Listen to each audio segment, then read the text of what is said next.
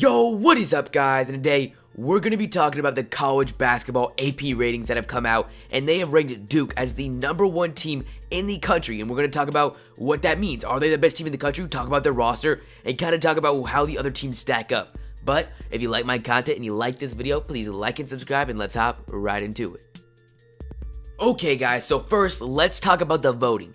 Duke just tied this year with North Carolina for the most preseason #1 rankings in the AP polls ever. So it's definitely no surprise to see Duke, or nothing new to see Duke, as the #1 team going into the season. In fact, last year, they were the #1 team going into the college basketball season. But they got 33 of 65 first place votes in the national media panel for the AP Top 25. So that's definitely very significant. This is not a really close battle. I mean, the next closest would be 18 with Arizona, but Arizona is actually the 3rd team in the country. So in order for them to have the 2nd most first place votes, but be the 3rd team in the country, that means they're getting some other votes from, later on spots, maybe 4 or 5, that's really affecting their average. So Duke is definitely a clear-cut #1 team, and that's no surprise. I mean, when you look at the roster, I'm just going to throw out some big names to get us started. I mean, Trayvon Duval, the #1 point guard in high school. We have Grayson Allen, who's a senior guard, who's been a guy that could have gone to the NBA draft probably every year of his Duke career. I mean, he's been a great player. He's had some controversies with tripping and stuff,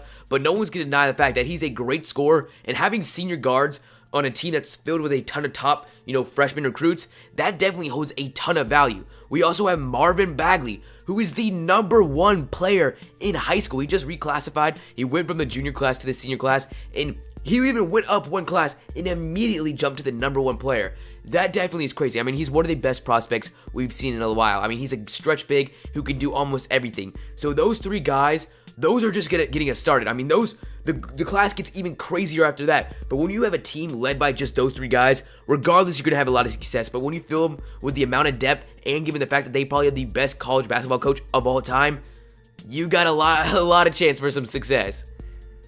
But not only does this team just have a crazy big 3, I mean, this big 3 could easily be the best in college basketball. You have the #1 high school player, the #1 point guard in high school, and probably the best senior guard in the country.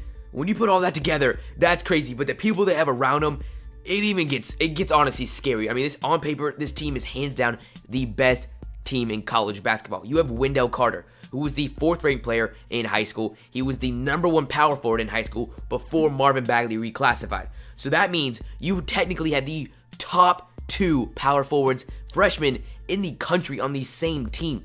That is crazy. That's going to have a lot of depth. I think we could easily see Marvin Bagley play that center position, and then Wendell Carter also slide in that starting lineup. But even if it doesn't, that means Wendell Carter would be coming off the bench. It's also funny because you have Gary Trent Jr., who's a 6'5" shooting guard, the #8 player in the country, the #1 shooting guard in the country as far as high school goes.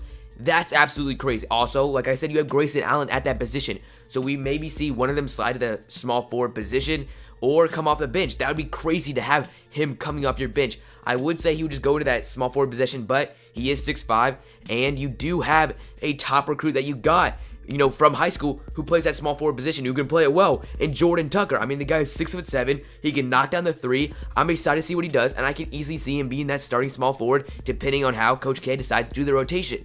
But not only do you have a crazy recruiting class, probably the best recruiting class, I did a video on that, but you also have some returners that are going to make a major impact. If you put Marvin Bagley at the starting center role, you still have a ton of depth at that big man spot. I mean, you got Marcus Bolden, who I also think could start at that center position. He's 6'11", a sophomore. He was supposed to be the starter last season, with the whole Harry Giles injury. But, he had a preseason injury and never really got going. And by the end of the season, he didn't really fit into the rotation. But this year, he's got a lot to prove. He was a top high school player, and he really wants to get drafted to the NBA. So we could see a big role for Marcus Bolden. You'll also have Javin DeLaurier, a sophomore, 6'10". He's an energy player. He's going to make an impact. He provides a lot of depth. Also, you have Antonio Vrankovic, a 7-footer. He's a junior. Anytime you get an amazing recruiting class tied with some really good, veteran role players, we're in for a lot of success, and I'm excited to see what this team does. I mean, this was just obviously the main group of this roster, but it's going to be scary. Obviously, like I said, on paper, they are the best team, but we are talking about the NCAA. In college basketball, when it comes tournament time, anything can happen. So I'm not guaranteed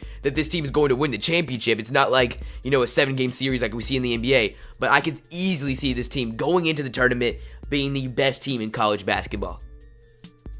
But we can't just talk about how good Duke is. We got to make a case for the other guys. At the number 2 spot, we have Michigan State. I mean, they got 13 first place votes. So there's some real experts out there that believe this is the best team in the country. You have Jaren Jackson, the number 9 player in the class of 2017 for high school. He's a power forward, 6'11", an absolute beast. You pair him up, you pair a top high school player up with a returner who was a top player in high school, a guy that was one of the best college basketball players in the country, and Miles Bridges.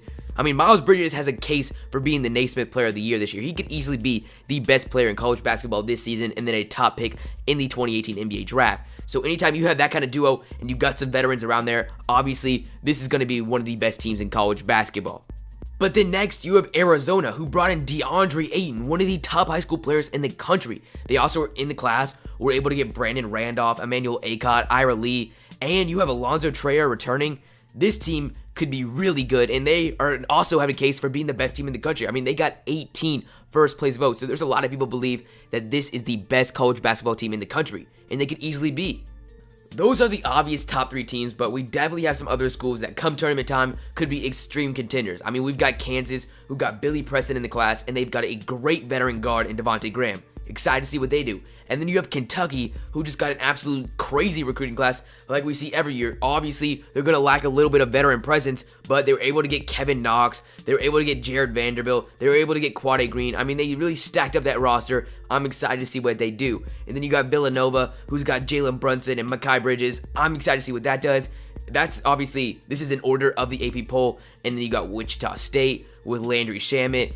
I'm excited to see what all these teams do. It's going to be a fun season, and it's definitely going to be extremely competitive at the top of this AP poll. Okay, guys, but that's the end video, guys. This was just a video kind of looking at the number 1 college basketball team in the country in Duke, but we also looked at other teams that got first place votes, such as Michigan State, Arizona, and Kansas, and kind of look at a little bit of what they were doing real fast. I obviously didn't go into detail into any of these teams other than Duke, and then after that, we talked about some teams that are also going to be at the top of college basketball. I just kind of wanted to look at it. If you guys want to see more details on any of these teams, tell me in the comments below. If you like the video, please like and subscribe, and I will see you guys next time. Peace.